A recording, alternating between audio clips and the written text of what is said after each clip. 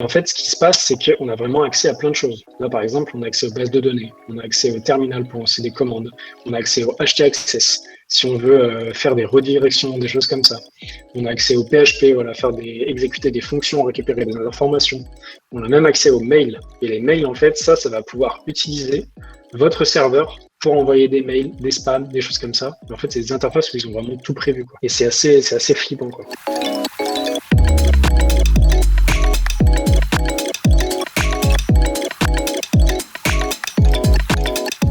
Petit avertissement, puisque donc j'ai fait un post sur LinkedIn qui a plutôt très bien fonctionné.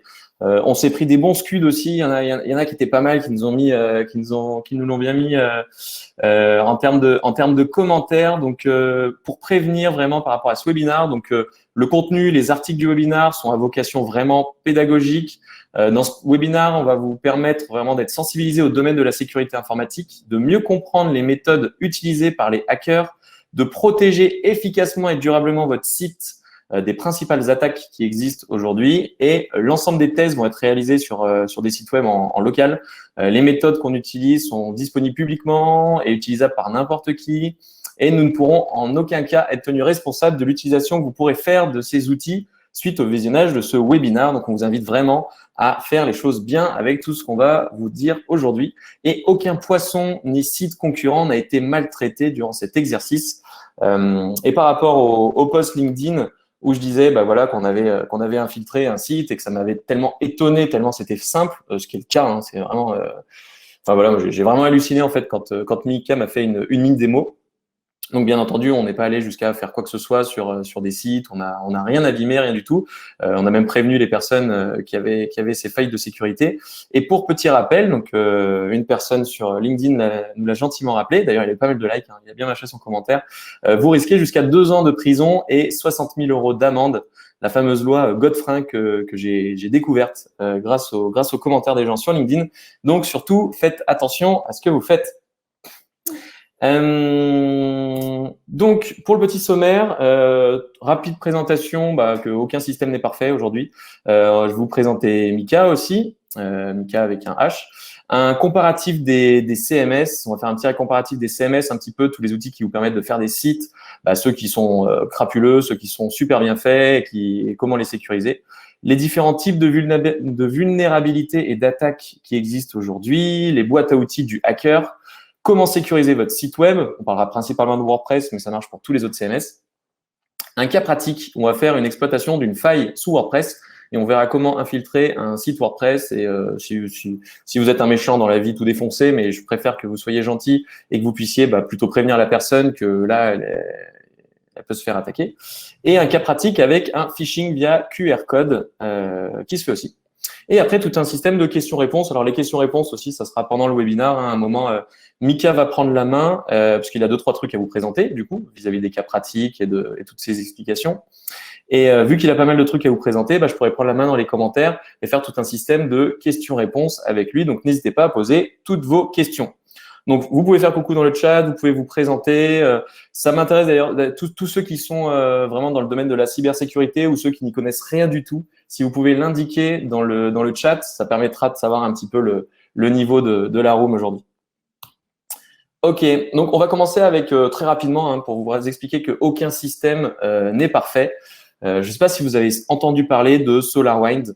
Alors, c'est une société qui est dans les services informatiques, qui fait du réseau, tout ça, aux États-Unis. Et en fait, le 8 décembre 2020, ils ont découvert qu'ils avaient été infiltrés depuis à peu près, alors c'est moins ou plus d'1 an, mais environ 1 an, par une équipe de pirates qui étaient là, en fait, qui s'étaient infiltrés et qui avaient à disposition l'intégralité de leurs données. Et notamment, donc, grosse boîte qui fait de la sécurité, qui est spécialisée là-dedans, qui a mis des outils un peu dans toutes les grandes instances américaines, et même eux ont réussi à se faire infiltrer. Donc, comme quoi, aucun système n'est parfait, mais on va faire en sorte aujourd'hui de vous montrer comment le sécuriser quand même un maximum, parce que déjà, de base, rien n'est parfait, mais on peut quand même essayer de limiter un maximum toutes ces choses-là. Alors, qui est Mika? Donc, Mickaël, c'est un dev full stack chez Pilotine depuis 2 ans. Il a réalisé un mémoire pendant ses études sur la cybersécurité. Il a réalisé plus d'une centaine de white hacks ou hacks éthiques pour faire des tests, pour faire de la prévention, pour prévenir des gens. D'ailleurs, il avait découvert une faille de sécurité sur le site cybermalveillance.gouv.fr, donc il y a un site dédié à la cybermalveillance. Et du coup, ça a été patché grâce à lui, donc ça c'est cool. Son gâteau préféré, c'est l'ISPA-AN. Donc, il aime vraiment les challenges techniques. Si vous ne connaissez pas ce gâteau, je vous invite à chercher sur Internet. C'est un truc complexe. Et il a trouvé quand il m'a fait la démo, en gros, on a trouvé 200 sites totalement open, on pouvait en faire n'importe quoi. Donc, c'est vraiment n'importe quoi si vous ne protégez pas votre site. Et donc, c'est le but de ce webinaire, de faire en sorte que vous puissiez savoir un peu ce qui vous pend au bout du nez si vous ne veillez pas à ça. Et surtout, comment résoudre ça assez facilement. Voilà. C'est une bonne présentation, Mika, c'est ça?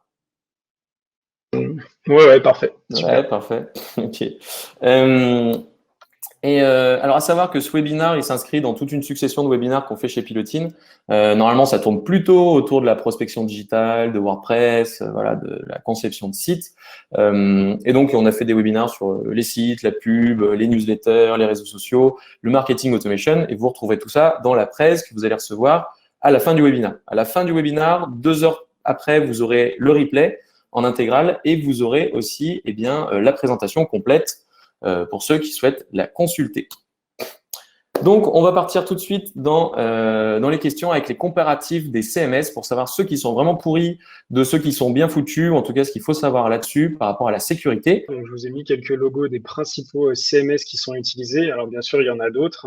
Il y a du Magento, il y a d'autres types de structures qui se créent. Mais ça reste quand même les principaux et le noyau dur. Et l'ensemble de ces sites représente presque 50% en fait de l'ensemble des sites Internet. Donc en fait, si on visualise ça du côté de la sécurité, les hackers vont plutôt s'orienter vers ce genre de cible parce qu'ils savent que une chance sur 2, ils vont tomber sur un CMS qui va avoir des failles et qui vont peut-être pouvoir exploiter. Donc voilà, c'est un peu comme les virus sur Windows et sur Mac. Il y a beaucoup de virus sur Windows parce que c'est la plus grosse part de marché. Mais là, c'est en train de changer. Apple est en train de vendre de plus en plus d'ordinateurs. Donc, je pense que dans les futures années, il va y avoir des virus en fait qui vont s'adapter à Mac parce que le nombre d'utilisateurs monte. En fait, eux, ce qu'ils gardent vraiment en tête, c'est toucher le plus d'utilisateurs possible et avoir la plus grosse part. J'ai mis une petite information sur l'open source, donc les CMS open source comme WordPress, ou les codes propriétaires, par exemple comme Shopify, donc un système de SaaS, donc Software as a Service. Et en gros, il y a deux principales informations à voir.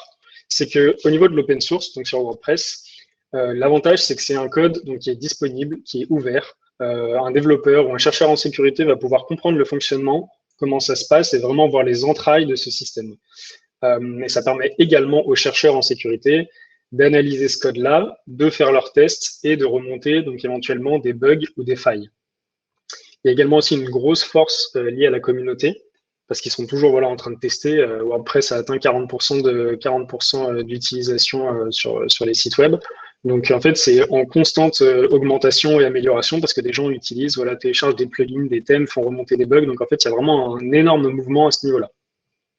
Ce qu'il faut savoir aussi au niveau du code propriétaire, donc je prends l'exemple de Shopify, mais ça peut être d'autres comme Wix, qui sont des plateformes en fait où on ne gère pas du tout le code et la partie technique derrière. Donc, on n'a aucune visibilité là-dessus. C'est eux qui gèrent ça en interne. Ils ont évidemment, j'imagine, une équipe vraiment chargée, dédiée à la sécurité sur leur code. Et ils utilisent parfois des systèmes, ce qu'on appelle de bug bounty. Donc en fait, c'est une entreprise qui va dire, moi j'ai besoin que vous attaquiez cette partie de mon site web pour voir s'il est résistant, faire remonter les vulnérabilités, et nous ensuite on va les patcher. Et généralement, ils rémunèrent les chercheurs en sécurité qui font ça. Donc ce qu'il faut savoir, c'est que de base, si on utilise un CMS qui est reconnu et qui est populaire, il sera mis à jour régulièrement. C'est l'avantage, par exemple, de WordPress, où il y a constamment des mises à jour, constamment des améliorations. Voilà, une roadmap au niveau des développeurs qui est énorme et qui est en constante amélioration. Et sur le développement sur mesure, par exemple, si vous faites faire un site sans CMS, donc par un développeur ou plusieurs développeurs, et que vous le faites, par exemple, en 2021, et qu'en 2023, entre ces 2 ans, il n'y a rien qui s'est passé en fait. Il n'y a pas eu de mise à jour, il n'y a pas eu d'évolution de choses comme ça. Ce qui va se passer, c'est qu'en fait, il y a des composants qui vont commencer à devenir obsolètes, des fonctionnalités, des vulnérabilités qui vont se créer. Et le problème, c'est que si vous n'avez pas un contrat de maintenance derrière avec la personne qui a fait ce développement-là, eh ben, ça risque de devenir autant vulnérable qu'un CMS comme tout le monde le dit. Donc, en Ouais, fait, ou que la personne fasse sa maintenance lui-même, quoi. Mais voilà. effectivement, si vous ne maintenez pas votre système, un jour ou l'autre, vous allez avoir la fameuse faille de sécurité, comme cette mairie sur laquelle on est allé il y a quelques jours, ou même d'ailleurs quand on est allé sur le site, on avait vu qu'il y en avait deux, trois qui étaient passés avant, qui avaient déposé des choses, parce que je crois que le site n'avait pas été mis à jour depuis au moins 2 ou 3 ans, un truc comme ça, quoi. Ouais. Voilà. Et du coup, il y a aussi le facteur à prendre en compte, c'est la typologie des utilisateurs WordPress. Donc, on va dire que n'importe quelle personne va pouvoir créer son site web, donc que ce soit un ado avec quelques connaissances ou une personne âgée, va pouvoir arriver à créer son site simplement. Mais le niveau en fait de connaissance en termes de sécurité sera pas le même.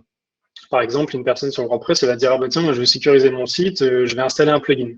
Tandis que par exemple, si c'est une personne qui travaille sur un Drupal, il va pas, c'est pas la même technicité, donc il va pas avoir en fait les mêmes réflexes. Il va se dire bah non, je vais pas installer une extension, mais je vais plutôt faire ça dans ce sens-là et tout. Donc en fait, c'est un facteur qui est vraiment à prendre en compte, euh, voilà, en fonction du CMS. Tiens, d'ailleurs, ça peut être intéressant. Est-ce que vous pouvez partager, s'il vous plaît, le CMS que vous utilisez aujourd'hui, s'il vous plaît, dans le chat? Donc, mettez votre CMS et dites-moi si vous avez déjà été hacké ou pas. Ça nous donnera quelques billes. Si vous pouvez indiquer votre CMS et si vous avez déjà été hacké ou si jamais hacké, même pas mis à jour et tout. Parce que des fois, il y a des exceptions, hein. Je pense qu'il y a des gens, des fois, ils mettent pas à jour leur site pendant 6 ans et il se passe rien. Sûrement parce que le site est très peu visible et tout ça. Et il y en a d'autres, leur site va se faire massacrer très régulièrement. Ok, donc cool pour les CMS, Mika. Donc maintenant, ce qui serait chouette, c'est que tu nous présentes voilà un peu les types de vulnérabilités et les attaques en fait un peu possibles en fait. Donc en gros, si on sécurise pas notre site ou qu'on le sécurise, un peu ce que les méchants hackers peuvent nous faire. Ouais. Alors tac, je change. Hop. Alors du coup là j'ai listé les principales failles utilisées sur le web. Alors évidemment il y en a d'autres, mais j'ai pas voulu partir vraiment trop dans la technique. La première en fait et qui fait généralement le plus mal, c'est le phishing. En gros le phishing c'est une technique donc, qui est très répandue, donc pour ceux qui connaissent pas, qui a pour but en fait de vous faire croire que vous naviguez sur une page sécurisée. Donc elle reprend exactement les codes d'une page que vous connaissez et elle vous fait croire que vous pouvez entrer vos informations sans crainte. Pour expliquer le fonctionnement rapide, c'est qu'en fait, vous avez généralement un formulaire qui va vous demander un identifiant ou un mot de passe, ou même vos numéros de carte bancaire avec le cryptogramme et la date d'expiration. Et en fait, à la soumission de ce formulaire, le site il va vous rediriger vers la page originale. Donc, par exemple, si vous êtes sur PayPal, vous allez être sur la fausse page PayPal, vous allez mettre votre identifiant, votre mot de passe, vous allez envoyer. Les informations vont être récupérées par le hacker. Et là, en fait, vous allez être immédiatement redirigé vers le vrai PayPal. Donc, en fait, c'est quasiment transparent. On verra par la suite comment on peut éviter de se faire attraper par le phishing.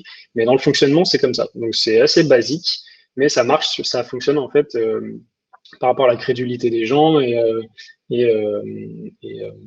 généralement, c'est des informations qui sont assez compromettantes, quoi, qui peuvent être des données bancaires, des données personnelles de compte, voire plus. Ce qu'il faut savoir aussi, c'est que sur le phishing, alors on verra plus tard, il y a généralement l'URL qui ne trompe pas, en fait, si un hacker ne pourra pas utiliser paypal.com et héberger une page de phishing dessus. C'est pas possible. Donc généralement, ils vont avoir des URL qui ressemblent à rien et qui n'ont généralement aucun lien avec PayPal, où ça va être des choses à rallonge ou avec une suite de chiffres et de nombres. Donc généralement, c'est surtout l'URL qu'il faut regarder. Alors il faut se méfier du HTTPS parce qu'effectivement, on peut avoir une page de phishing sur du HTTPS, c'est pas un problème. Tant que le hacker en fait a développé ça correctement, ça fonctionne. Et en fait, il y en a qui utilisent aussi ce qu'on appelle du typo squatting. En fait, ils vont acheter des noms de domaine qui se rapprochent des noms de domaine principaux. Donc par exemple, on va prendre Google. Au lieu de mettre un L après le G de Google, ils vont mettre un I en fait en minuscule et qui va faire que quand il va être dans votre navigateur, en fait, vous n'allez pas forcément voir de loin qu'il s'agit d'un I plutôt qu'un L.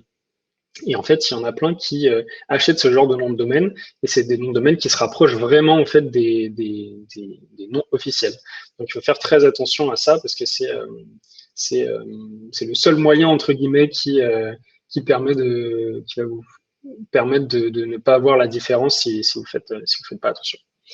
Ensuite, on va parler du brute force. Donc, le brute force, c'est ce qu'on appelle donc, attaque par force brute en français.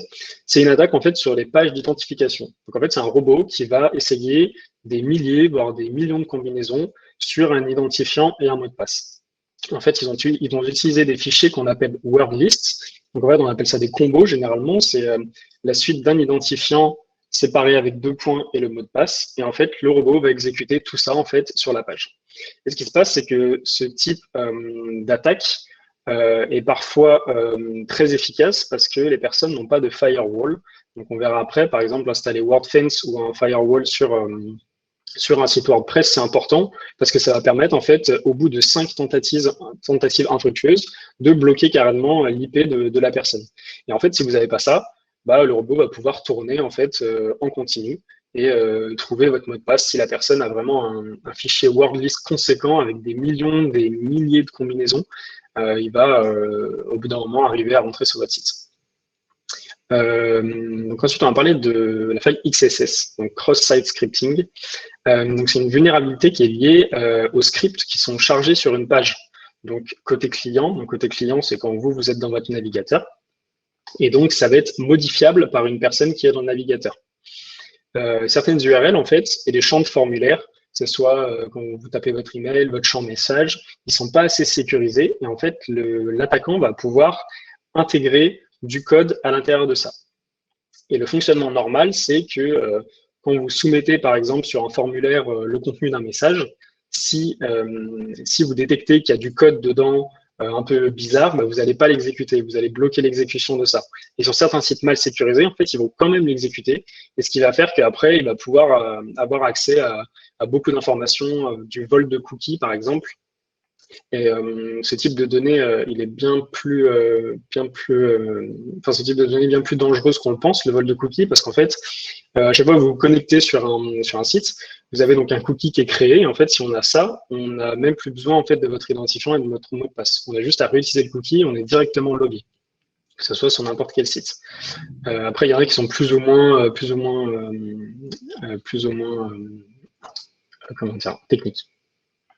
Donc les failles SQL, pareil, là je ne vais pas rentrer trop dans le détail, mais en fait le SQL c'est un langage qui est utilisé pour manipuler les bases de données. Et en fait sur certains sites, on peut lancer pareil des requêtes SQL pour modifier la base de données, pour ajouter quelque chose, pour la supprimer carrément. Et ça pareil c'est très dangereux comme faille. Et on peut exporter même les données sans même casser le site, juste exporter les données pour après les revendre sur le dark web, etc. Voilà. Ensuite, on va parler donc de LFI, donc Local File Inclusion. Cette faille, elle va permettre de remonter un fichier en particulier. Ça veut dire, on le verra tout à l'heure dans la démo, si vous installez une extension sur un site qui a une faille LFI, et via cette extension, on va pouvoir remonter à d'autres fichiers. Alors que normalement, on devrait pouvoir remonter juste aux fichiers qui sont liés à ce que l'on cherche. Alors que là, on va pouvoir remonter bien plus haut, on va pouvoir trouver des fichiers de configuration, des mots de passe, des backups, des choses comme ça. Et donc, ça donne accès à des informations confidentielles. On peut installer des backdoors pour revenir derrière et pouvoir interagir avec le site. Et donc, la dernière… C'est ce qu'on avait fait, ça, Mika, quand tu m'avais montré… Oui, exactement. C'est ça. C'était sur la faille du plugin Revolution Slider. Exactement. Et donc pour la dernière faille, donc qui est la plus dangereuse, c'est donc ce qu'on appelle une faille 0D. C'est une faille de sécurité en fait qui a été détectée par des hackers, mais qui est inconnue de l'éditeur du logiciel ou de l'auteur du logiciel. Donc en gros, il n'y a que eux qui ont connaissance de ça. Ils peuvent l'exploiter tant qu'elle n'a pas été rendue publique. Et c'est parfois revendu plusieurs milliers d'euros sur le dark web quand c'est vraiment une faille conséquente. Et par exemple, on peut prendre comme exemple le dernier virus WannaCry, qui était un ransomware qui a mis en carafe des milliers de sites dans le monde entier, en fait, qui était lié à Windows XP. En fait, c'était une faille qui était utilisée par la NSA, qui a été récupérée par des hackers. Et du coup, en fait, cette team de hackers a ensuite attaqué en masse, en fait, tous les ordinateurs qu'ils pouvaient. Et sachant que c'est une faille qui n'est pas patchée et connue de l'éditeur, il n'y a aucune mise à jour qui est publiée, ça veut dire que c'est carton plein. Et du coup, voilà, c'est pour ça que ça a fait tant de mal. Alors, merci Mika pour la presse. Il y a eu quelques commentaires en attendant. Alors, pour le petit résumé, donc, enfin, je sens que dans les tendances, c'est en gros, par exemple, un site WordPress, il se fait massacrer par quoi à chaque fois? Est-ce que c'est plutôt le phishing le plus dangereux? C'est le brute force? C'est le LFI? C'est le SQL? C'est quoi dont il faut le plus se méfier? Moi, je dirais, ça serait plutôt le brute force, en fait. Parce ils vont vraiment droit au but. Eux, ce qu'ils cherchent, c'est avoir accès à l'admin. Donc, en gros, ils vont tester des milliers et milliers de combinaisons. Et on a déjà vu ça sur nos sites, sur les firewalls qui s'activent de temps en temps, en fait. Et en fait, il y a en permanence, on les voit pas, c'est quasiment invisible, mais il y a en permanence des robots qui testent l'accès aux admins et aux choses comme ça. Après, il y a parfois des failles SQL. En fait, ça dépend vraiment Oui, mais des le plus extensions qui gros, sont c'est le faites. brute force quand même. Le plus C'est le gros, c'est le brute brute force. force et le LFI, enfin, ou je sais pas si c'est là Local où le file, je sais. LFI, Ouais, pour les sites qui sont pas mis à jour en fait. Mais n'importe quel site, même mis à jour, le brute force peut toujours nous avoir, en gros, s'ils arrivent à trouver l'admin et si notre voilà. identifiant c'est genre admin, quoi. Donc là, c'est le truc Ouais. à faire. Et Mhm. LFI, là, c'est pour le coup, si on n'est pas à jour depuis 6 mois, là, on peut se faire dézingue par un robot random qui arrive et il Ouais, explose les sites qu'il voilà, trouve. c'est ça. Ok, top. Du coup, voilà. Alors, la Alors attends, suivante. il y a Ouais. une question de Christophe, brute force sur du WordPress. Est-ce qu'un plugin de redirection de page de connexion est utile dans le lot des mécaniques à activer? Donc juste rediriger la page de connexion, est-ce que c'est top ou est-ce qu'il faut le faire enfin, voilà, est-ce que c'est... Alors, en gros, c'est bien. La première recommandation, effectivement, c'est d'enlever ce fameux WP-admin qui est commun à tous les sites. Déjà, ça va complexifier la tâche des hackers. Après, je ne sais pas exactement si on peut retrouver une page qui a été masquée. Après, en fait, ils vont tester des possibilités. C'est pareil, ils ont en fait des listes d'URL où des fois les gens ils mettent juste /login à la place de WP-admin. En fait, ils vont essayer des combinaisons jusqu'à qu'ils tombent en fait sur une page de connexion. Ouais. Mais si vous mettez quelque chose d'assez complexe, ça va limiter, mais ça va pas empêcher parce que s'ils la trouvent, ils pourront quand même faire du brute force dessus, sauf si vous avez donc la combinaison d'un firewall plus le changement d'URL. Là, ça va quand même compliquer la tâche. Eux, ce qu'ils font, en fait, c'est qu'ils font généralement des attaques en masse. Donc, en fait, ils vont chercher dans les choses les plus qui n'ont pas été modifiées, en fait. Donc, tous les WP-admin, ils vont tomber dessus. Il n'y a pas de firewall, ils vont tomber dessus. Et eux, en fait, ils veulent toucher la masse, en fait. Bon, on va passer à la suite parce qu'après, on fait la liste des recos, mais effectivement, en gros, soit quelqu'un vous en veut et de toute façon, il va creuser jusqu'à trouver quelque chose si quelqu'un vous en veut réellement. Soit personne ne vous en veut. Par exemple, voilà, le gouvernement américain, ils se font avoir parce que ils ont des attaques tous les jours. Donc là, il faut être extrêmement vigilant. Mais si personne ne vous en veut, si vous faites pas trop de vagues et tout ça, là, il risque plus. Enfin voilà, si vous pour vous connecter, vous faites plutôt un / choucroute. Vous êtes sûr que tout le monde vous laissera tranquille là-dessus plutôt que de laisser le WP admin, quoi. Et Ok. exactement, il y a Pascal qui dit que certaines pages en fait sont restreintes par adresse IP. Effectivement, c'est bien de faire ça. Ça veut dire que juste vos collaborateurs ou les personnes qui doivent avoir accès à cette page sont autorisés. Donc, ça veut dire que là, ça laisse carrément aucune place en fait aux hackers parce qu'ils vont se connecter avec une adresse IP. Ils vont tout de suite être blacklistés parce qu'ils sont pas en fait dans la liste. Donc, effectivement, ça c'est une bonne pratique à mettre en place. Yes. Allez, on va passer à la suite et on reviendra après sur ces questions. Je vois, il y a les questions qu'est-ce qu'un firewall et tout. Je les note. On va revenir dessus après. Ouais, ok. Du coup, donc là, on va parler de la petite boîte à outils. Donc, pareil, il y en a plein d'autres. Là, j'ai juste simplifié vraiment les éléments. Donc, je vais vous parler des Google Docs. Donc, les Google Docs, ça a été créé en fait en 2002 et ça signifie abruti révélé par Google. Donc, c'est la traduction de Wikipédia. En fait, c'est un système de recherche qui utilise des opérateurs spécifiques et qui va permettre en fait de cibler vos requêtes et obtenir des résultats ultra précis. Donc, par exemple, sur le premier, donc, ce qui est site.www.test.fr, si vous tapez ça en fait dans Google, vous allez tomber sur une recherche ultra ciblée sur le site uniquement www.test.fr. Donc, en fait, si vous voulez vraiment des informations sur ce site-là, il va falloir utiliser cette structure d'URL.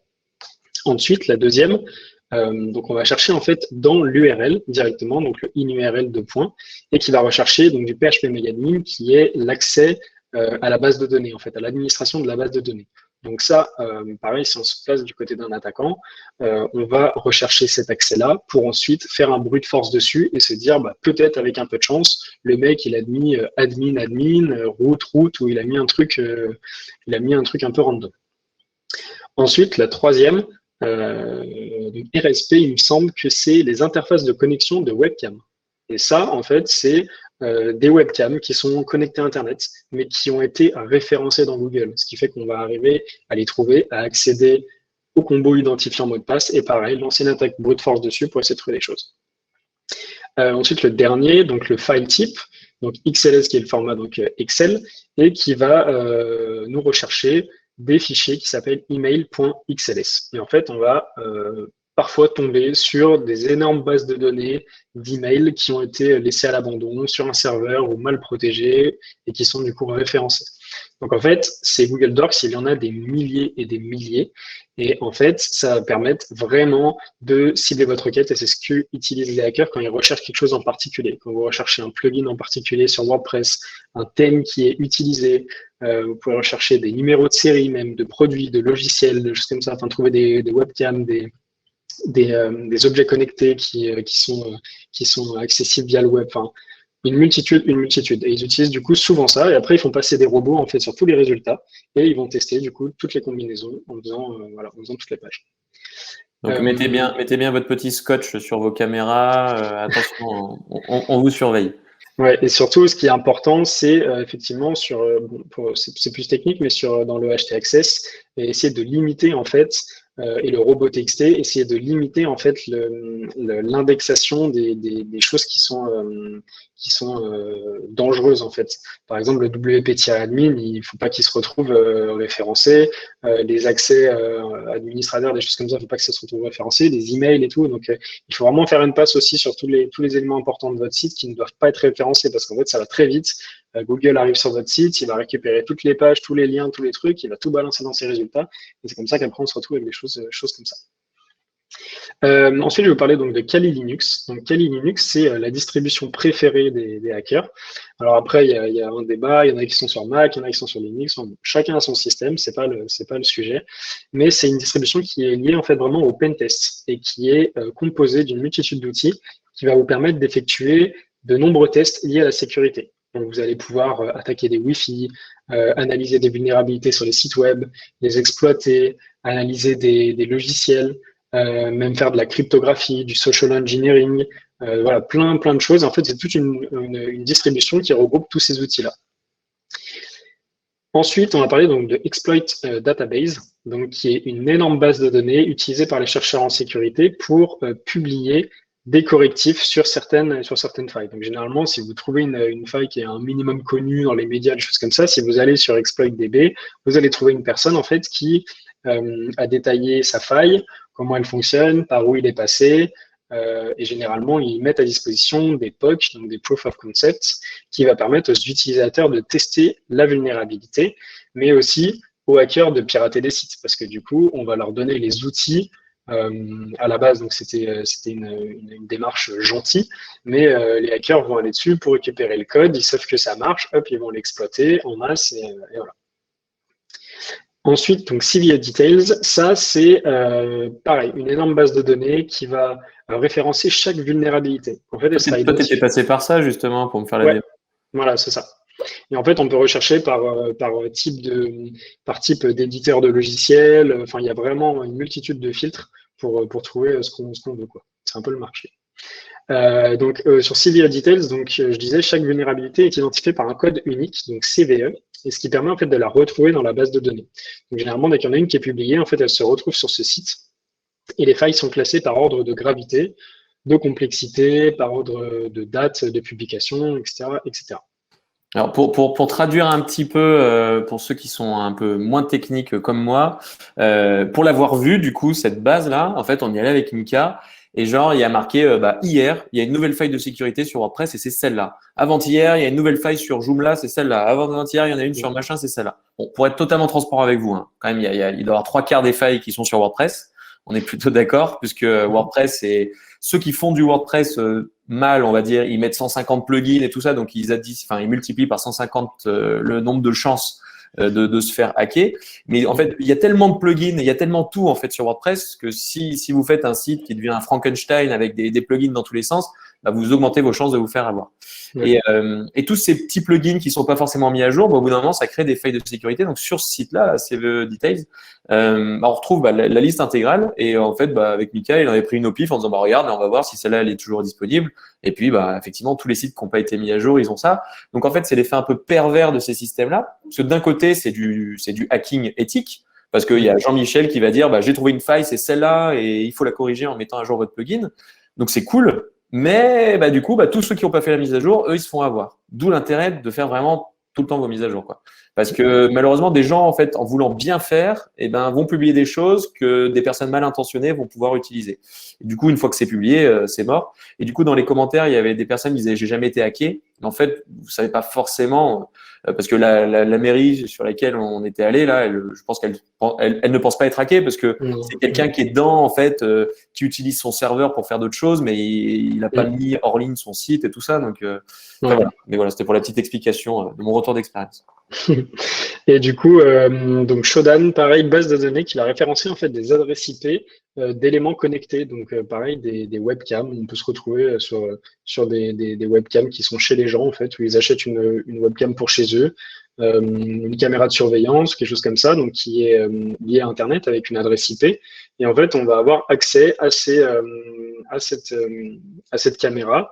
Même des fois accès physiquement, parce que ça veut dire qu'on va pouvoir en fait via l'interface du site faire bouger la caméra, c'est assez dingue. Et en fait, c'est simplement en fait les éditeurs et les producteurs en fait de ces produits, ils s'en foutent un peu en fait de la sécurité informatique. Ce qui les intéresse, c'est vraiment de vendre la chose. Et en fait, ils sont pas du tout, c'est pas du tout sécurisé, donc ça se retrouve sur le web. Et via cette base de données Shodan, on peut accéder à tout ça et voilà, toutes les adresses IP et les interfaces de connexion. Et pareil, ça peut s'en suivre avec du brute force dessus pour essayer de trouver les informations.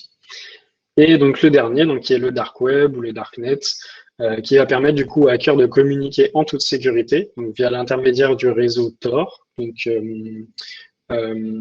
Tor, c'est un réseau en fait qui est crypté dans tous les sens avec des systèmes de nœuds, de choses comme ça. Donc c'est assez sécurisé pour ceux qui veulent faire des choses mal intentionnées, qui sont mal intentionnées. Et ils vont pouvoir du coup acheter, vendre des failles, voilà, des services, hacker quelqu'un, des choses comme ça. Et en fait, ça se passe quasiment tout là-dessus. Donc en fait, on retrouve par exemple ce genre de failles, les failles 0D qu'on disait tout à l'heure, qui sont extrêmement dangereuses. On les retrouve dessus. Parfois des sommes 5 000, 10 000, 15, 20 000 en fonction de la gravité en fait de la faille. Voilà.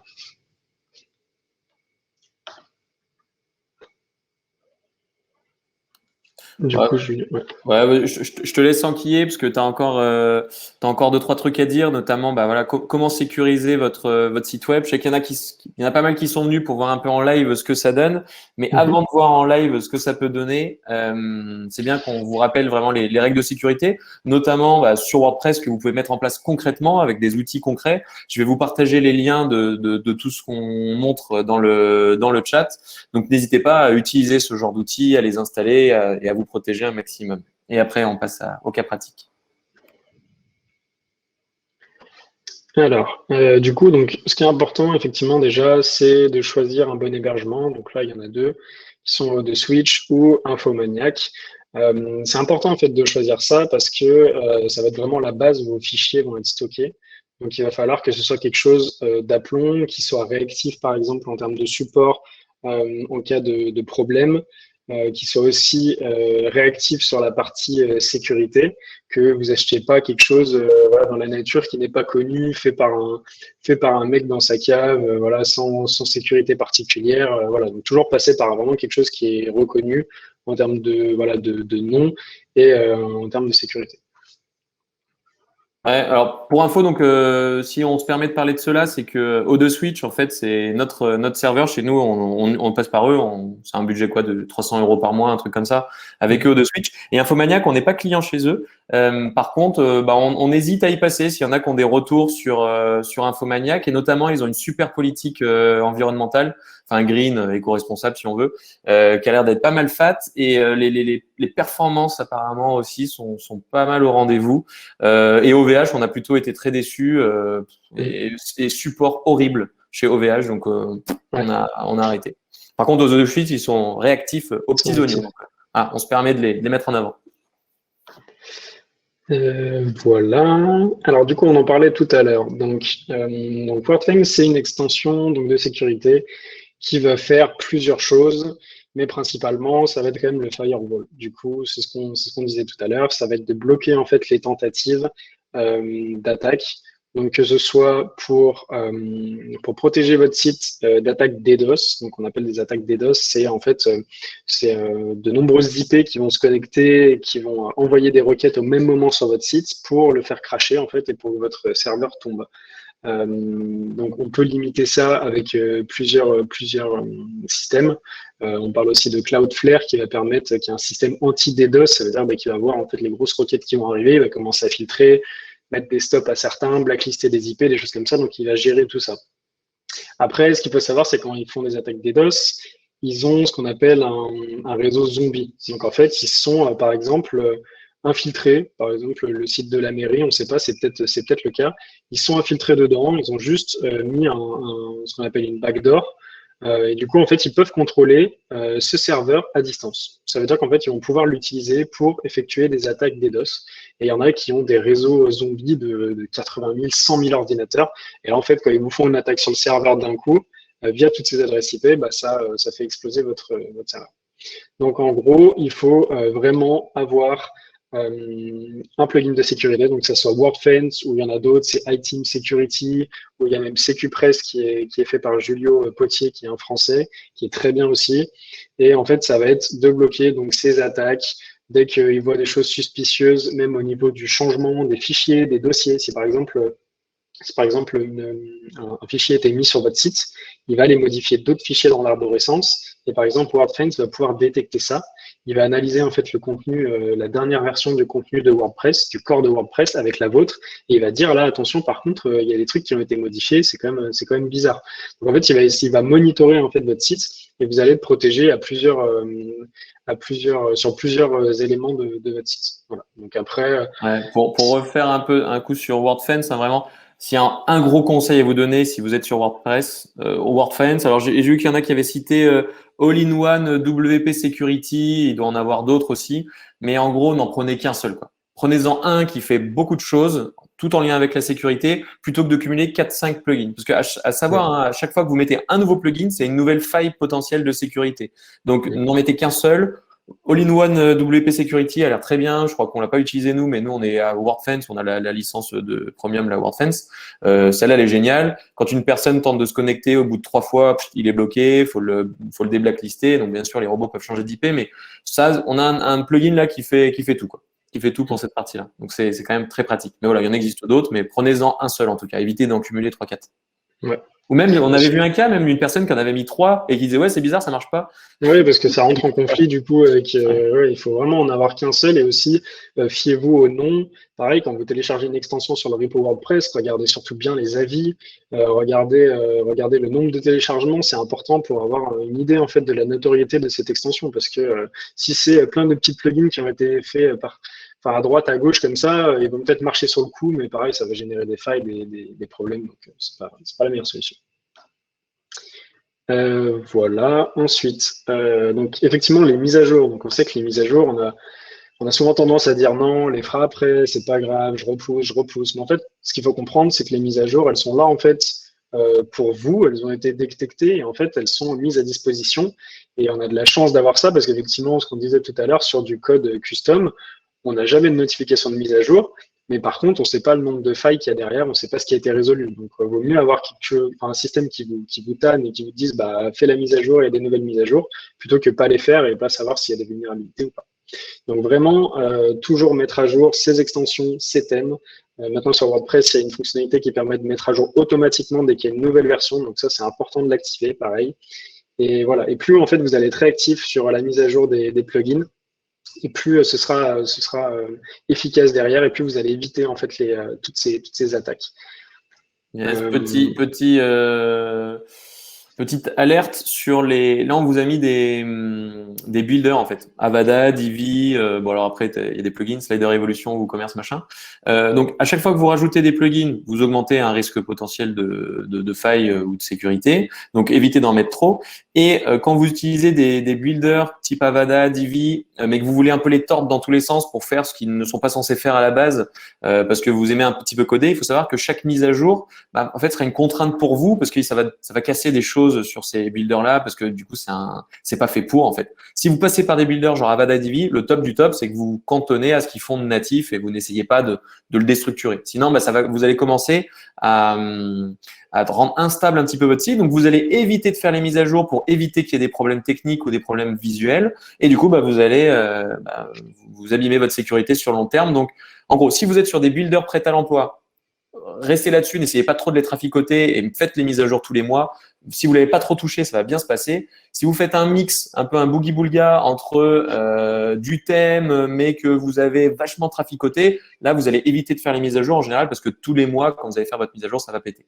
Et je voyais Pascal qui disait qu'il faisait toutes les semaines, je crois, il fait ces trucs toutes les semaines, les maintenances. Honnêtement, nous, on les fait tous les mois. Pour l'intégralité de nos clients, on fait une fois par mois toutes les mises à jour. On n'a jamais eu une seule attaque sur nos sites. Donc, du coup, je pense que c'est amplement suffisant. Mais effectivement, plus on peut le faire, mieux c'est, hein, bien entendu. Mais il ne faut pas non plus se dire, allez, tous les jours, je dois faire les mises à jour, quoi. Non, après, il faut quand même regarder et même être en veille ou mettre juste une petite alerte en fait sur le thème, je sais pas, WordPress sécurité, quelque chose comme ça, parce que effectivement, on va voir tout à l'heure dans la présentation que quand vous avez une faille qui est très grave dans un plugin, alors effectivement, il y a les histoires de mise à jour, mais si on met trop de temps en fait à le mettre à jour, les hackers ont déjà le temps de passer dessus en fait. Donc, en fonction de la gravité en fait de la faille, il faut parfois réduire ces temps du coup de mise à jour et se dire vas-y là sur tous mes sites, il faut que je mette à jour immédiatement parce que là c'est grave et ça peut tout démonter quoi. Après il y a des petites failles généralement, il n'y a pas des grosses failles tout le temps, mais c'est généralement des petites failles par-ci par-là, donc effectivement ça peut attendre, mais quand c'est vraiment des grosses et que vous voyez l'information passer, pensez-y, voir si vous avez ça sur votre site ou sur le site d'un client et être réactif tout de suite quoi. Ok, nickel. Allez, bientôt l'étude de cas, Mika? Ouais, bientôt. Donc du coup, on a parlé des sauvegardes, effectivement. Quand vous avez des problèmes de type ransomware, choses comme ça, qui vous demandent de l'argent, si vous avez des backups régulières, vous êtes tranquille, vous pouvez dire au mec qui est en face, je payerai pas, je m'en fous, j'en ai pas besoin. Et en gros, il faut utiliser des systèmes comme ManageWP qui est très bien quand vous gérez une grosse flotte de sites. Ou même pour des freelances quand vous avez plusieurs sites en gestion, qui va vous permettre en fait de tout mettre à jour directement sur les sites, avoir des reporting. C'est vraiment un système qui est très très bien fait. Voilà. Et du coup, effectivement, la sécurisation des mots de passe. Donc, oui, le mot de passe le plus populaire au monde en 2020, c'était 1, 2, 3, 4, 5, 6. Donc, ça, après, c'est l'éducation des personnes pour arriver à changer ces mots de passe. Et on peut utiliser Dashlane ou OnePassword qui va vous permettre de générer des mots de passe sécurisés, de les stocker aussi dans une partie sécurisée, même si vous faites pirater votre ordinateur, normalement, ça devrait être à l'abri. Donc, voilà. Exactement, et Dashlane qu'on utilise énormément chez Pilotine et qu'on pousse chez tous nos clients.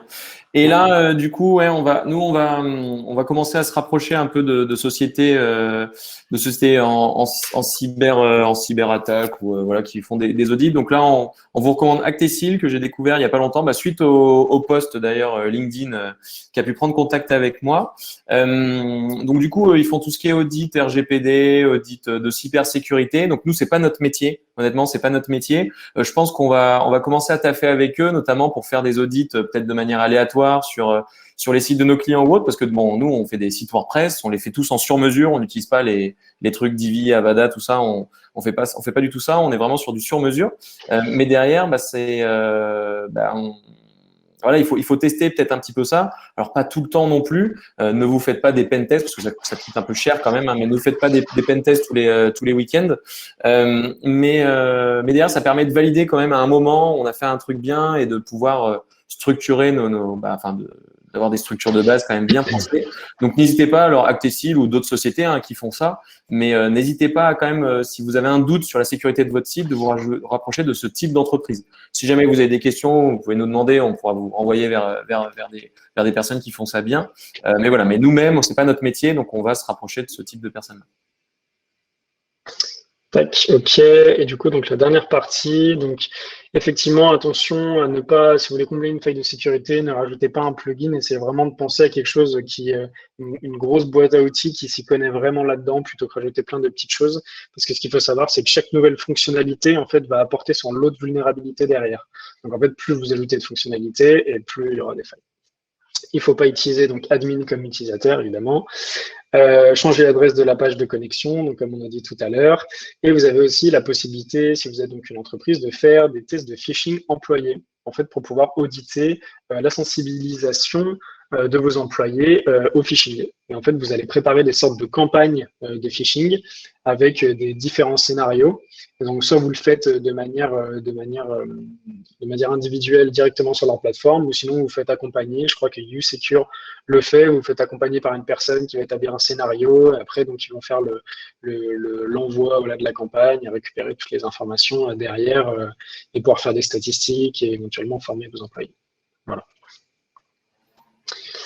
Super. Alors, allez, du coup, là, je vais couper ma caméra, je vais passer sur l'autre ordinateur pour présenter. Donc, j'arrive tout de suite. Donc, Mika se prépare. Attention. Alors, je vais regarder peut-être dans les…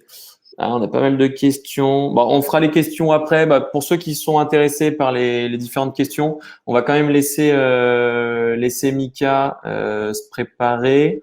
Ça va prendre, je pense, une dizaine de minutes, peut-être quinzaine. Donc, pour tout ce qui est questions-réponses, bon, on les fera malheureusement après le temps imparti. On s'était engagé sur 1 heure, bah, ça sera peut-être 1h05 ou 10 minutes. Et pour ceux qui ont un peu de temps après, bah, comme ça, on pourra faire la réponse à toutes les questions. Voilà, donc Mika a disparu. Peut-être qu'il est en train de hacker Livestorm, je ne sais pas. D'ailleurs, pour la petite histoire, je crois que du coup notre post, enfin mon post sur LinkedIn a tourné sur quelques réseaux de hackers. Donc je ne sais pas s'ils avaient prévu de faire une attaque de piloting coordonnée pour essayer de nous faire tomber le site, mais pour l'instant, ça n'a pas l'air d'être encore le cas. Donc ça va, on a résisté, comme quoi WordFence, ça aide. Donc ça, c'est plutôt chouette. Mais j'avoue, j'avais peut-être cette petite appréhension hein, en lançant le webinaire. Mais bon, bah, ce n'est pas le cas encore. Ah, alors là, je crois que c'est Mika qui est revenu. Alors par contre, Mika, est-ce que tu as le son? Ah, il est pas… Yes. Il est en train de se connecter. Alors Moussa demande c'est quoi l'histoire des webcams dispo sur Internet. Il y a des webcams en fait où leur accès en gros est référencé apparemment sur Google. C'est vrai que j'avoue que ça j'y connais pas bien. On reposera la question à Mika. Mika, tu peux parler ou pas? Ouais, c'est bon, t'entends je crois. Ouais. Vous m'entendez? Ok, allez c'est parti. Okay. Bon, on posera toutes les questions après. Alors est-ce que vous voyez mon écran là? C'est bon? Yes. Ok, nickel. Alors du coup, je pourrais pas mettre la présentation au même moment, mais là du coup, je vais vous parler donc de l'attaque au QR code, donc qui est liée au phishing. En gros, donc ce que j'ai fait. Alors, il y a Google qui s'active. Ok. Alors,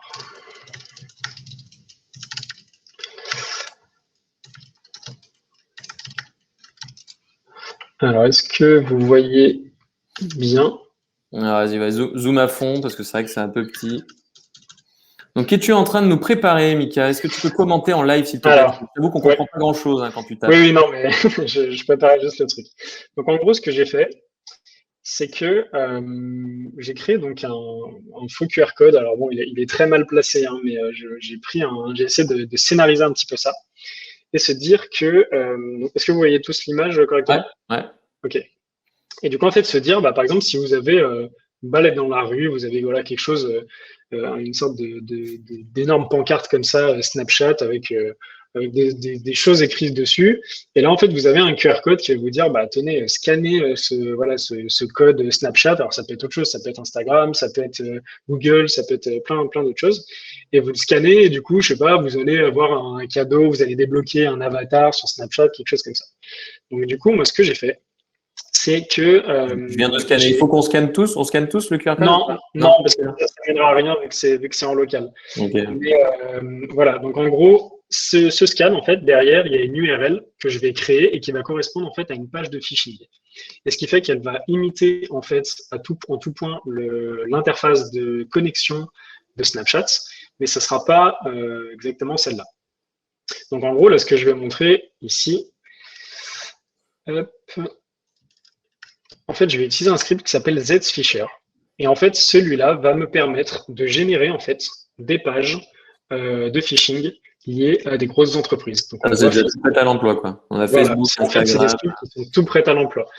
Et voilà, donc voilà, Snapchat en l'occurrence ici. On va donc utiliser ça. Et en fait, donc là, il va nous proposer 3 options. Donc, soit en local, donc c'est ce qu'on va faire, mais sinon passer par ngrok.io, donc qui est une plateforme de tunneling, on appelle ça, qui va en fait vous générer une sorte d'URL en HTTPS et qui va vous héberger en fait temporairement votre page de phishing dessus. Donc, c'est assez dingue. Et en fait, donc ce qui se passe, c'est que là, j'ai lancé en fait mon serveur, donc qui a cette adresse, et cette adresse en fait qui est égale, si je la scannais avec mon téléphone, en fait au QR code qui est là. Donc là, évidemment, on est en local, mais si un hacker le fait autrement, ça va mener vers une page genre www.snapchat.hack. Snapshoot.com. Donc du coup, si je vais là-dessus, là, je me retrouve en fait sur la page de Snapchat. Donc c'est en anglais, hein, j'ai pas traduit. Mais en fait, vous avez vraiment la page de Snapchat. Si je vais sur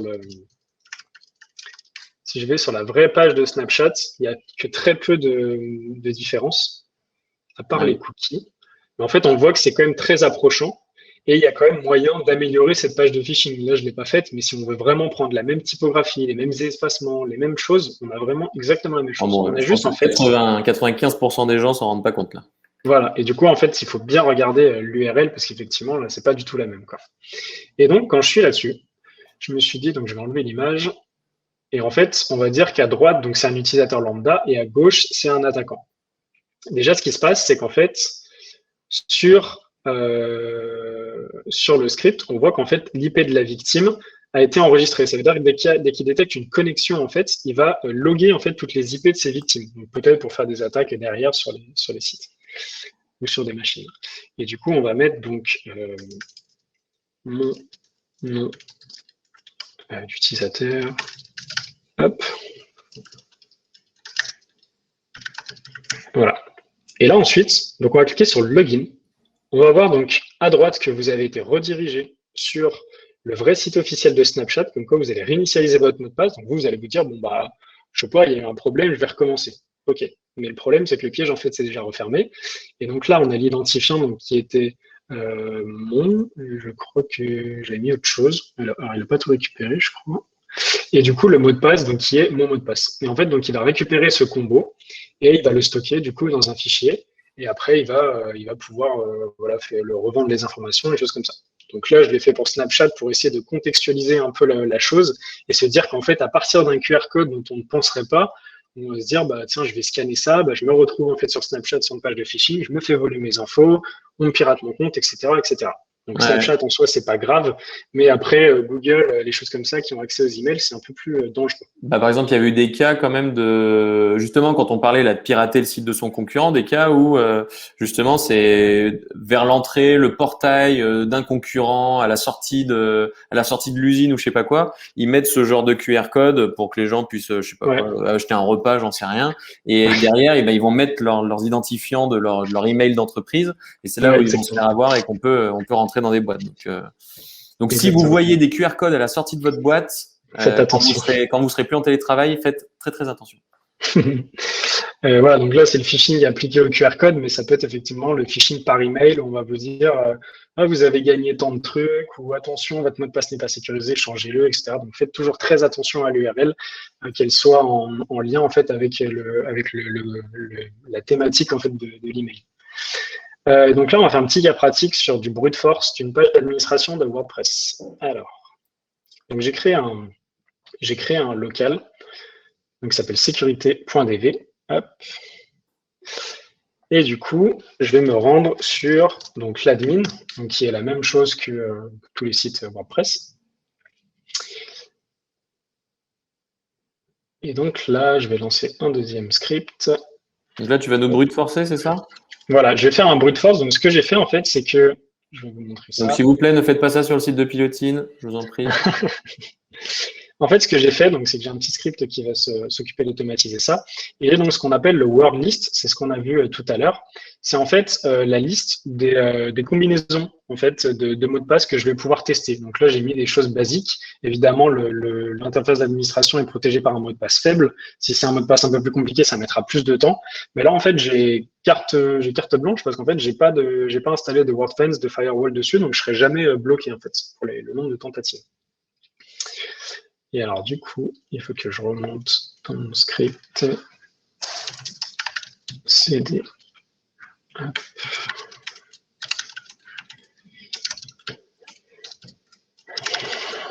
Hop, et là, je dois l'avoir par là. Hop.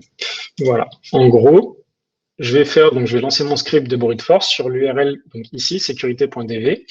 Je vais me fier à l'utilisateur, donc admin, et je vais charger donc le wordlist.txt que j'avais mis juste ici.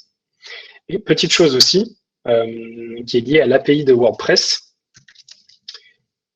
En fait, on peut facilement trouver les utilisateurs si l'accès n'est pas restreint, par exemple avec WordFence, on peut facilement trouver en fait le nom d'un utilisateur.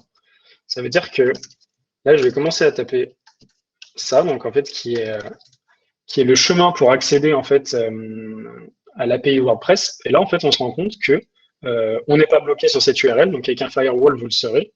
Et là, en fait, on voit qu'il y a effectivement un utilisateur admin, donc avec l'identifiant 1.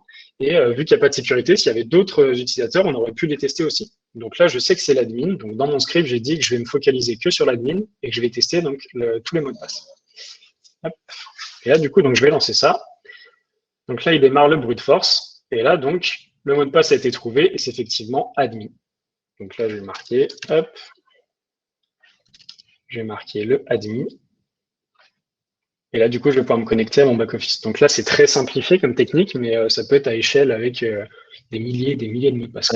Alors, du coup, là, effectivement, toi, tu as mis les. Bah, alors, on a vu que c'était 1, 2, 3, 4, 5, 6, le plus donné au monde en 2020. Là, tu as tenté avec 1, 2, 3, test, AZERTY et tout. Mais honnêtement, je pense, enfin, je sais pas quel est le pourcentage, mais il doit bien y avoir au moins 50% des mots de passe qui sont vraiment moisis comme ça. Les gens ne pensent pas le changer, ils ont la flemme, c'est trop tard, je sais pas quoi.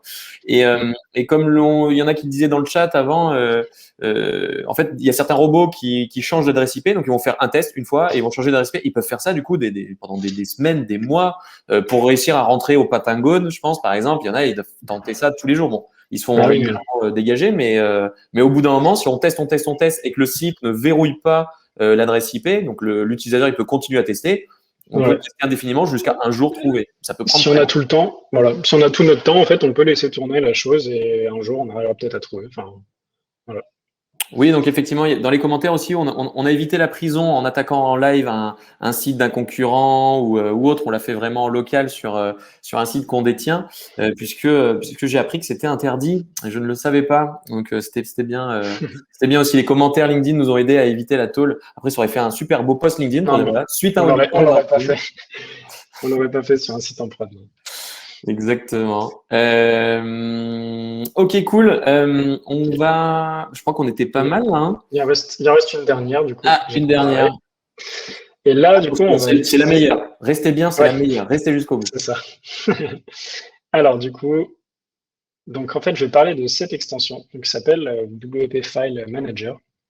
Donc, qui est une extension qui va vous permettre d'accéder aux fichiers et aux FTP en fait de votre site.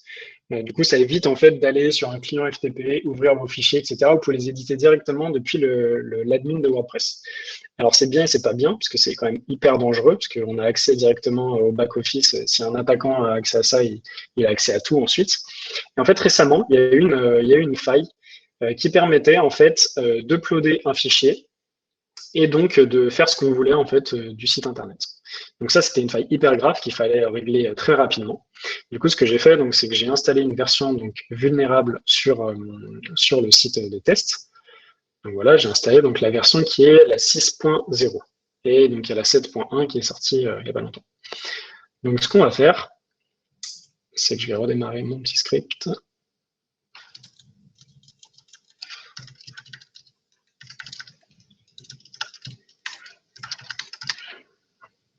Hop, et du coup, là, ce qu'on va faire. Vous vous avez en live une attaque Python, d'après ce que je dis. Oui, c'est ça, ouais. Tac. Alors, on va se mettre avec une autre fenêtre. Mais le plugin le plus moisi de WordPress a l'air d'être Révolution Slider. Tous ceux qui ont des sliders Oui, sur leur site avec ouais, Révolution c'est ça. Slider, vous êtes foutus. Si vous pouvez le désinstaller, ça ferait plaisir à tout le monde. Et ça éviterait que des gens minent des bitcoins sur vos serveurs. Ça pourrait être pas mal. Il a un gros passif, cette extension. Donc là, en gros, hop, je vais lancer mon attaque. Donc en fait, ça, il va aller utiliser donc la faille qui est liée à cette extension et il va aller mettre en ligne un fichier. Alors là, ça marche pas du tout. C'est normal. Python, c'était, je ne me souviens plus. Hop.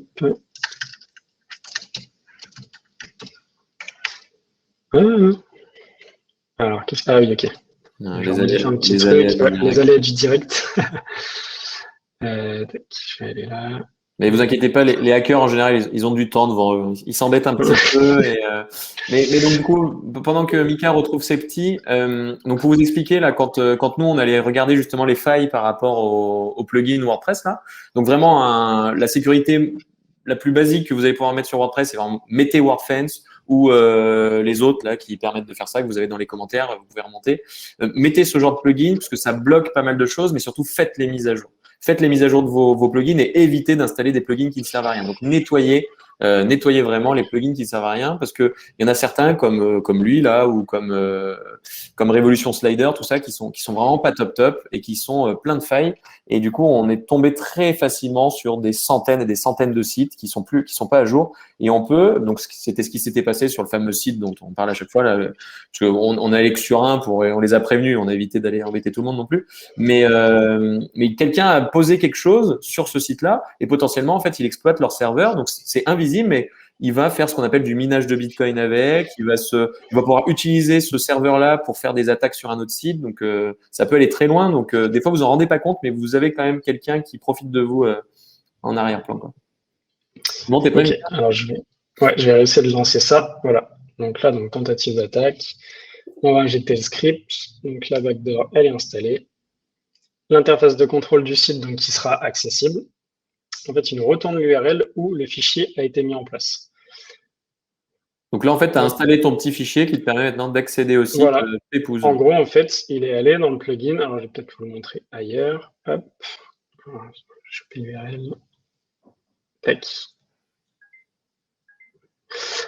Voilà. Donc là, en fait, on va imaginer qu'à gauche, on est l'utilisateur donc qui a son site classique WordPress. Et à droite, du coup, on va être l'attaquant. Donc, on voit bien qu'on n'est pas connecté au back-office. Et là, en fait, il nous a donné donc l'URL. Donc, on va aller chercher dans le plugin donc WP-File Manager, lib.php. Et là, en fait, donc c'est une faille LFI qui va nous permettre en fait de remonter et d'aller chercher en fait ce index.php que moi j'ai créé. Et donc, il va nous donner accès donc à ça, qui est donc l'interface d'administration. Les hackers se font leur propre petite interface d'administration, si c'est pas mignon. Oui, c'est ça. Et je crois que j'avais mis route. Voilà. En gros, donc là à droite, on a ce qu'on appelle uploader un shell PHP. C'est toi, Batman, avec ce script. Non. Donc c'est des mecs pareil qui mettent à disposition des scripts qui sont largement utilisés dans tous les piratages sur les sites web.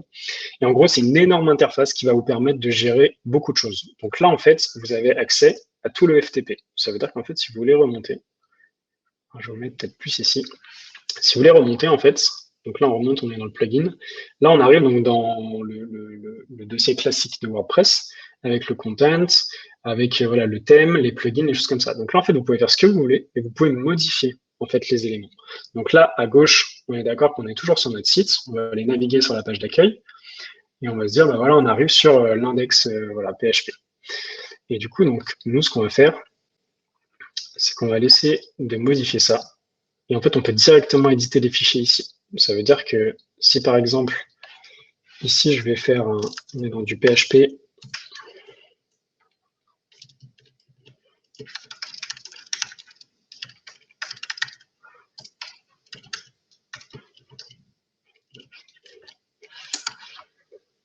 Voilà.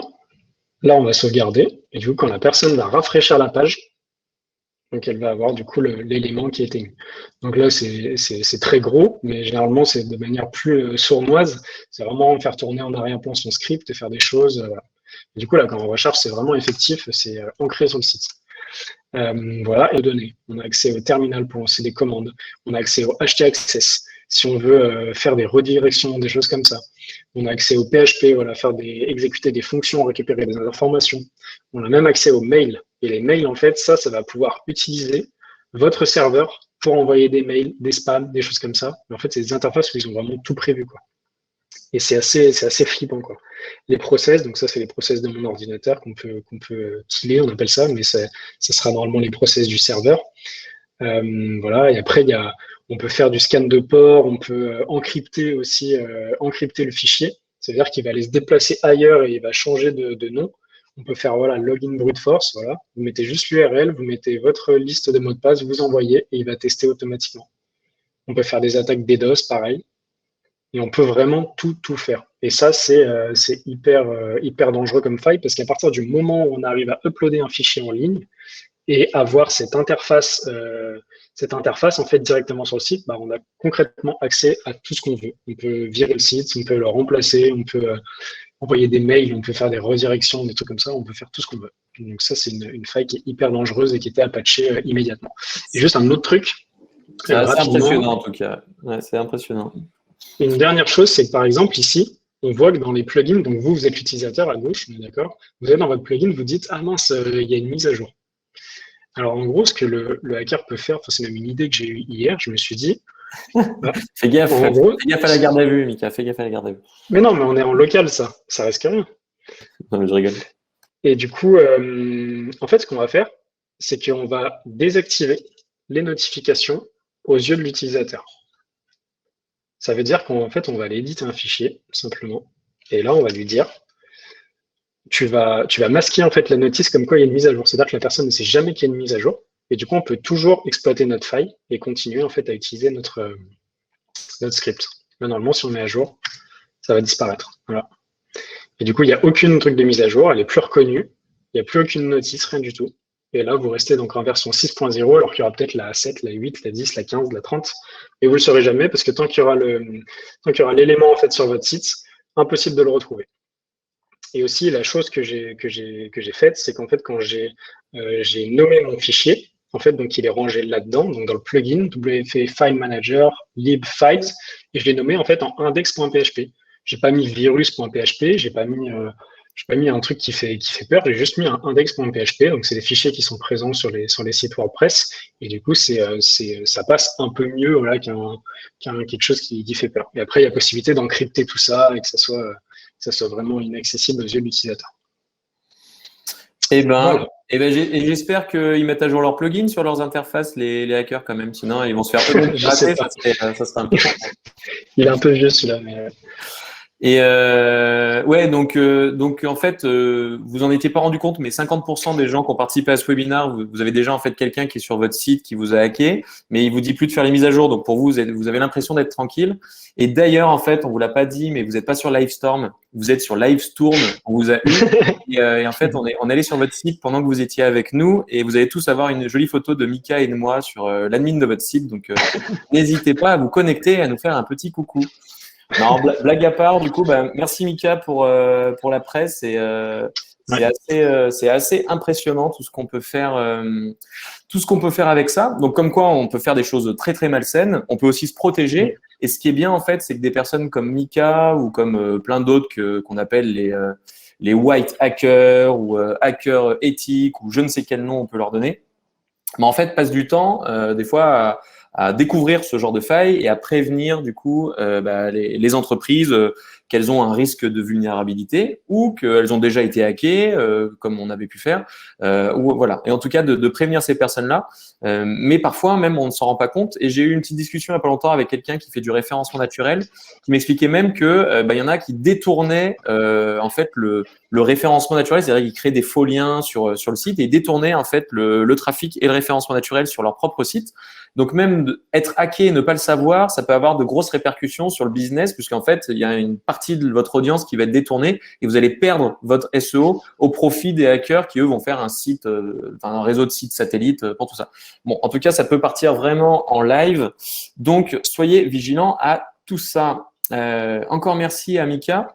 Donc, si vous souhaitez avoir plus d'infos, Mika, comme moi-même, on est disponible sur LinkedIn. N'hésitez pas à aller nous pourrir sur le post LinkedIn ou à nous dire que c'était vraiment intéressant, en tout cas, voilà. Ça nous donnera peut-être un peu de visibilité, d'ailleurs. N'hésitez pas à mettre un petit commentaire ou à nous pourrir en live en disant c'était n'importe quoi, on n'a rien appris. Mika, il est trop nul, c'était vraiment pourri ce truc. Voilà, donc en tout cas, on est content de vous l'avoir fait aujourd'hui. Alors, on a quand même une petite liste de questions-réponses. Pour tous ceux qui souhaitent partir, est-ce que vous pouvez mettre une note entre 0 et 5 à ce webinaire, s'il vous plaît? Donc, 0, vous n'avez rien appris, c'était pourrave, vous avez perdu votre temps. Et 5, vous avez appris des choses, ça vous a peut-être fait peur, mais en tout cas, maintenant, vous avez des astuces pour vous protéger. Voilà, c'est la première fois qu'on le fait, donc on est vraiment preneur de vos retours. Voilà, merci beaucoup. Et on va passer aux questions. Donc, ceux qui veulent partir, vous pouvez y aller. On va pas faire de pub pour Pilotine cette fois-ci. Bon, vous savez qu'on fait des sites WordPress en sur-mesure, c'est tout. Mais on n'a pas grand-chose à vous vendre en cybersécurité, malheureusement, à part vous faire des sites qui sont bien sécurisés. On n'a pas grand-chose à vous vendre là-dessus. Allez, c'est parti pour les questions. Mika, t'es prêt? Ouais. Alors, Diane, quand les plugins présents mais désactivés sur WordPress peuvent-ils tout de même constituer une faille de sécurité quand ils sont désactivés? Oui.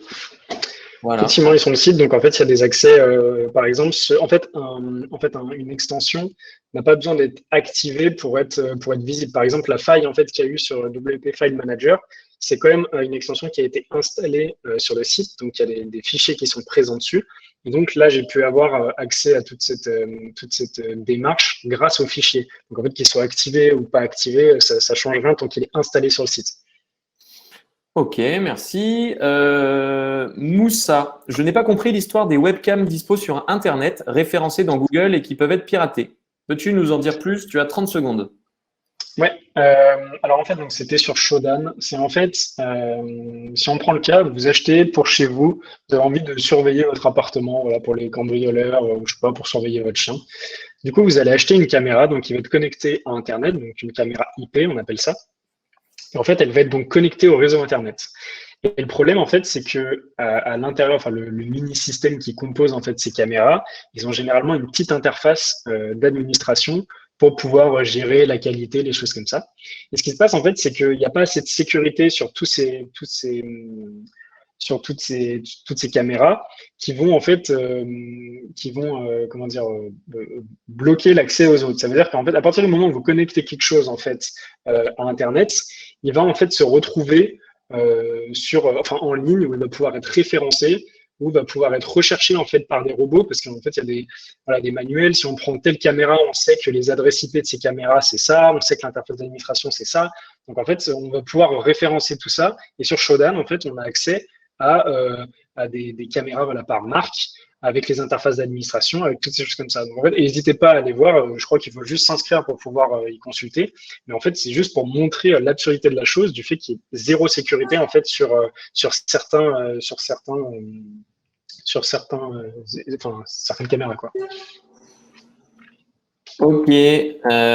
Bon, il y a Seb qui est en train de nous hacker en direct, Mika, sur Pilotini. Il est en train de trouver nos identifiants, nos admins et tout ça. Il a trouvé que c'était équipage. Il a trouvé que c'était 1, 2, 3.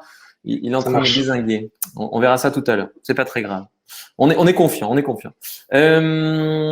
Guillaume, les failles SQL ont été passées très rapidement. Pour prévenir de ce genre de failles, quels sont les conseils, s'il te plaît? Pour les failles SQL, c'est ça? Ouais. Alors, j'ai pas de grosses connaissances en failles SQL, donc je pourrais pas trop t'aider. Mais il faut faire attention à ces formulaires de contact, ces trucs comme ça, non? Ouais, généralement c'est ça. En fait, c'est lié en fait aux URL. Aux URL en fait où on peut rajouter des paramètres. Donc quand il y a une requête SQL qui est effectuée sur une page, en fait il y a une URL et des fois en rajoutant certains caractères, on peut voir si un site est vulnérable ou pas. Et du coup, voilà, après, je vous laisse vous renseigner sur plus avec des tutos, des choses orientées sur SQL, mais voilà, c'est juste quelque chose qui est lié aux URL, qu'il faut faire attention, mais c'est pareil, c'est que très rarement sur les CMS. Après, sur du développement custom sur mesure, ça peut arriver un peu. En fait, c'est quand on a un développeur qui fait un peu nawak, quoi. en général. Il prend des raccourcis via les URL pour faire des fonctionnalités et tout ça. Ok.